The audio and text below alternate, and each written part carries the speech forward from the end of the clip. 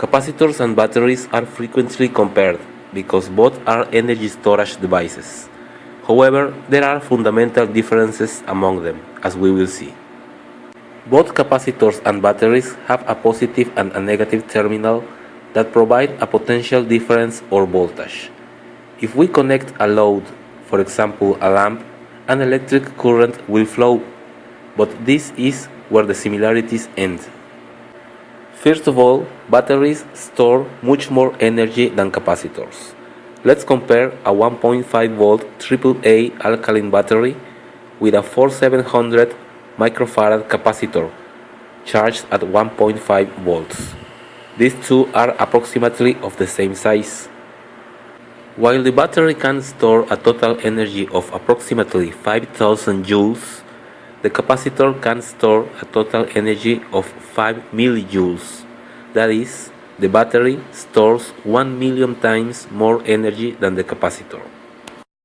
Another important difference between batteries and capacitors is the way in which the voltage changes with time. If we make a plot of voltage versus time, for example, for a fresh AA battery that has been never used, the initial voltage is around 1.65 volts. When we start using the battery, this voltage will quickly drop to the nominal voltage of 1.5 volts, and this value will stay approximately constant throughout the life of the battery.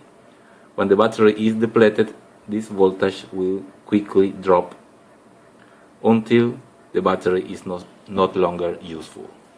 In a capacitor, if we make the same kind of plot, voltage versus time, and the capacitor is charged to the same 1.5 volts, when we start using the energy in the capacitor, this voltage will drop continually in time. Therefore, we do not have a range of constant voltage in a capacitor, as in the case of the battery. We have this range of time when we have approximately the same voltage coming from the battery. Another difference is the maximum current output. Batteries and capacitors are non-ideal devices. They have an internal resistance that limits the maximum current that they can deliver. A AA alkaline battery has an internal resistance of around 0.15 ohms. Since current equals voltage divided by resistance, the short circuit current of the battery will be 10 amperes. On the other side, capacitors have a much lower internal resistance. A 4700 electrolytic capacitor has an internal resistance of only 25 milliohms. This means that they can deliver a current of up to 60 amps. Of course, these 60 amps will circulate only for a very short time, much less than a second. In the following experiment, we will see the effects produced by the high currents that capacitors can deliver. Here we have a 600 volt 1900 microfarad capacitor. I am going to charge it to approximately 250 volts.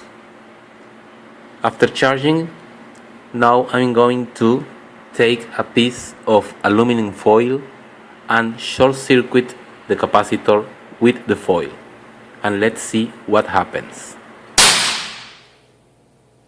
Muy bien. Several hundred amps circulate through the foil. As we can see, we have two holes in the aluminum foil. The material has been vaporized by the extremely high current produced by the capacitor. A recent development are supercapacitors or ultracapacitors. They can store much more energy than normal capacitors, and they will be the subject of a future video.